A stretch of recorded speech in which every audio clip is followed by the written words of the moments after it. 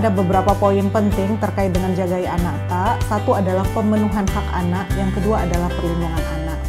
Kami juga mempunyai layanan UPTD PPA terkait dengan perlindungan perempuan dan anak. Di situ ada layanan pengaduan yang mana masyarakat bisa mengakses layanan tersebut secara gratis dan tidak berbayar. Selain itu kami punya layanan Puspaga yang mana untuk sarana edukasi dan konseling bagi keluarga dan anak yang membutuhkan perlindungan khusus. Kami punya pengembangan forum anak untuk sebagai agen pelopor dan pelapor. Di komunitas warga kami ada shelter warga yang dilakukan oleh warga untuk warga, dan kebutuhan warga terpenuhi dalam rangka pendampingan korban dan upaya pencegahan jika terjadi kekerasan terhadap perempuan dan